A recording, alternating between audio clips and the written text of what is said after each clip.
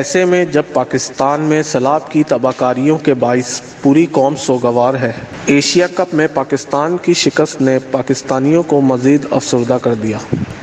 اس بار پاکستان کی team Asia cup کے لیے فیورٹ تصور کی جا رہی تھی اور میرے کئی دوست فائنل میچ دیکھنے دبئی گئے۔ میری بھی بڑی خواہش تھی کہ میں ایشیا کپ کا فائنل میچ دیکھوں، اور میرے بہنوئی سلیم یوسف جو پاکستان کرکٹ بورڈ میں کرکٹ کمیٹی کے چیئرمین ہیں نے مجھے خصوصی طور پر UAE بھی مدعو کیا تھا، مگر دل نہ مانا اور میں نے میچ دیکھنے کے لیے آنے والے اخراجات کی رقم سیلاب زدگان میں تقسیم کرنے پر ترجیح دی۔ کرکٹ میچ خصوصاً فائنل دیکھنے کا اصل مزہ دوست احباب کے ساتھ گروپ میں بیٹھ کر دیکھنے میں ہے۔ ابھی اسی کشمکش میں مبتلا تھا کہ فائنل میچ کہاں دیکھا جائے کہ مجھے کراچی میں سری لنکا کے قونصل جنرل جگت ابے ورنا، جن سے میرے دوستانہ مراسم ہیں، کی جانب سے پاک سری لنکا فائنل میچ بڑی اسکرین پر دیکھنے کا دعوت نامہ موصول ہوا، جس کا اہتمام سری لنکن قونصلیٹ میں کیا گیا تھا۔ دعوت نامہ پر دونوں ممالک کی کرکٹ ٹیموں کے کپتان کی تصویریں چھپی تھیں اور تحریر تھا کہ آئیں ہم ساتھ بیٹھ کر میچ سے لطف اندوز ہوں اور جیت کا جشن منائیں۔ اس طرح میں نے پاک سری لنکا فائنل میچ سری لنکن قونصل جنرل جگت ابے ورنا، سری لنکن شہریوں اور پاکستانی دوستوں کے ہمراہ دیکھا۔ میچ کے دوران جب بھی پاکستانی کھلاڑی چوکا یا چھکا مارتے تو سری لنکن قونصل جنرل اور سری لنکن شہری، جن میں خواتین بھی شامل تھیں، تالیاں بجا کر داد دیتے، اور کچھ یہی کیفیت پاکستانیوں کی تھی، جبکہ دبئی کے گراؤنڈ میں بھی صورتحال اس سے مختلف نہ تھی،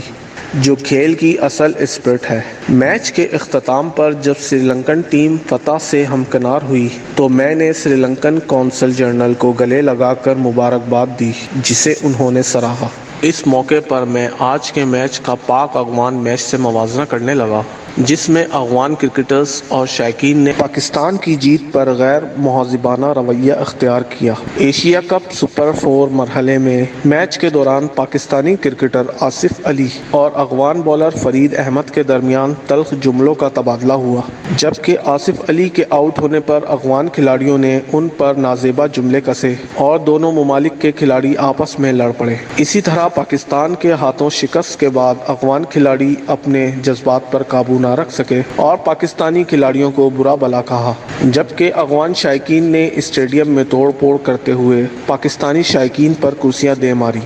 بعد ازاں UAE پولیس نے شارجہ اسٹیڈیم میں ہنگامہ آرائی، پاکستانی شائقین سے ہاتھا پائی اور UAE کے مختلف علاقوں میں املاک کو نقصان پہنچانے والے 391 افغانیوں کو گرفتار کیا، جن پر فی کس 4000 درہم جرمانہ اور کچھ افغانیوں کو ڈیپورٹ کر دیا گیا۔ حیران کن بات یہ ہے کہ ان افغانیوں میں زیادہ تر افغانی پاکستانی پاسپورٹ کے حامل پائے گئے، لیکن سوال یہ پیدا ہوتا ہے کہ نادرہ جو پاکستانیوں سے شناختی کارڈ کے حصول کے لیے ان کے والدین تک کے تعلیمی اسناد طلب کرتا ہے، نے کس طرح ہزاروں افغانیوں کو پاکستانی پاسپورٹ اور شناختی کارڈ جاری کر دیے۔ ایسی اطلاعات ہیں کہ کراچی کے علاقے سہراب گوٹ، جہاں ہزاروں افغانی مقیم ہیں، ان میں اکثر افغانی پاکستانی شناختی کارڈ کے حامل ہیں۔ وفاقی حکومت اور وزارت داخلہ کو چاہیے کہ وہ اس معاملے پر سخت ایکشن لیتے ہوئے غیر قانونی طور پر پاکستانی شناختی کارڈ رکھنے والے افغانیوں کے شناختی کارڈ منسوخ کر کے انہیں فی الفور ڈیپورٹ کرے۔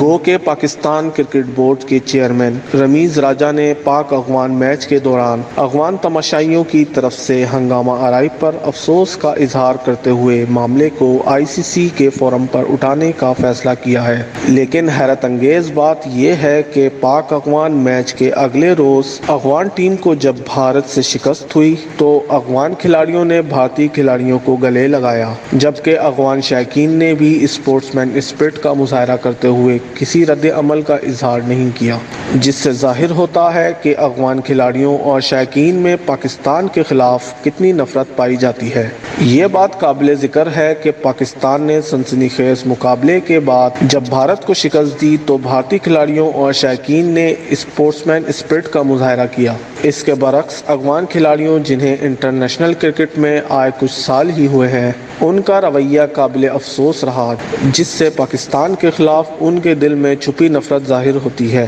بھارت نے افغانستان میں پاکستان کے خلاف منفی پروپیگنڈا کر کے افغان عوام میں پاکستان دشمنی کا جو زہر گھولا ہے، اس سے افغان عوام پاکستانیوں کو اپنا بڑا دشمن تصور کرنے لگے ہیں، جسے زائل کرنے میں ہمیں بہت وقت لگے گا۔ ایشیا کپ ختم ہوئے کئی دن گزر چکے ہیں، لیکن افغان کرکٹ شائقین کا غصہ ابھی ختم نہیں ہوا، اور سوشل میڈیا پر اب بھی کچھ ایسی ویڈیوز وائرل ہو رہی ہیں جن میں کچھ افغانی پاکستانی پرچم کی بے حرمتی اور پاکستانیوں کو برا بھلا کہتے دیکھے گئے۔ افغان کرکٹرز کو یہ معلوم ہونا چاہیے کہ وہ انٹرنیشنل کرکٹ میں نئے ہیں۔ انہیں بلہ پکڑنے اور کرکٹ سکھانے والوں میں راشد لطیف جیسے پاکستانی کھلاڑی شامل ہیں۔ افغان کھلاڑیوں اور شائقین کو اسپورٹس مین اسپرٹ کا مظاہرہ کرتے ہوئے کھیل کو کھیل کے طور پر لینا چاہیے اور اپنے محسنوں کی خدمات کا احترام کرنا چاہیے۔